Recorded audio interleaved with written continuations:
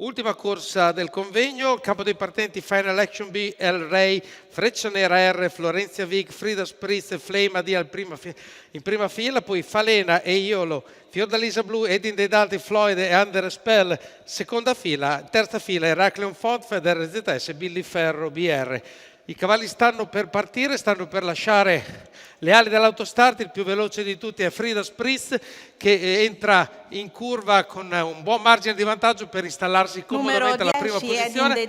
Alla sua destra abbiamo Flame AD che prova ad appoggiarsi e parcheggiarsi secondo, ma questa azione è anticipata dall'azione di Mason che prende la seconda posizione con El Rey. Quindi davanti a tutti abbiamo Frida Spritz, poi El Rey, e poi deve retrocedere ovviamente Flame AD perché non trova posizione neanche in terza, dove ci si mette Freccia Nera R. 14-2 per il parziale di partenza, davanti a tutti c'è Andrea Farolfi che guida e adesso incominceranno ad arrivare tutti quelli che partono da dietro. C'è un cavallo che galoppa in maniera impetuosa a metà gruppo, non riusciamo a vederne il numero, ma potrebbe essere anche quello vedete dalla giubba di Roberto Vecchione. No, non è quello.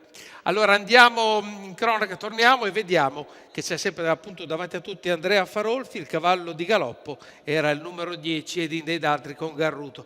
A treno esterno con Flame AD che procede il numero 4 Florencia Vic e poi dietro di loro il numero 9 di Fiordalisa Blu.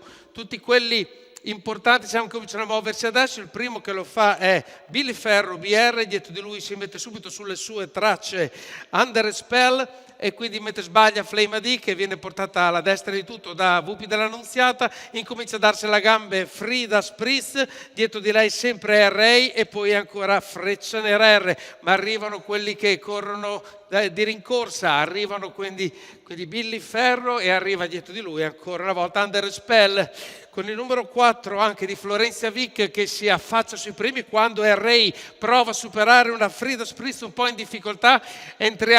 Chiudiamo la curva 15-1 all'ultimo parziale e andiamo ancora in retta d'arrivo con Rey che se la dà a gambe, ha superato Frida Spritz, non arriva nessuno particolarmente cattivo. Rey, Stefano Mason provano a portarsela a casa per il secondo, lottano solo per quello, sono in tre su di una linea.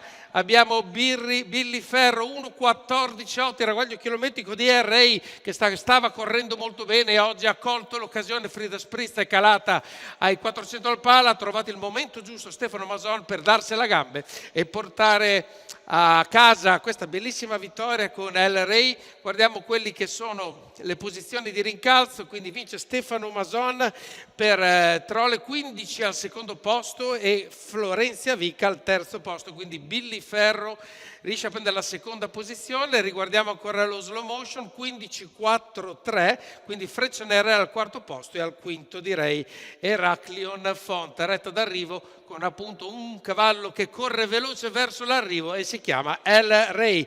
Per Fabrizio Trolese poi Galdiolo e la scuderia, questo castrone di 6 anni da Zorro Foto chiude questo convegno all'Arcoveggio e noi vi diamo appuntamento a giovedì per un'altra giornata di corse qui all'ippodromo.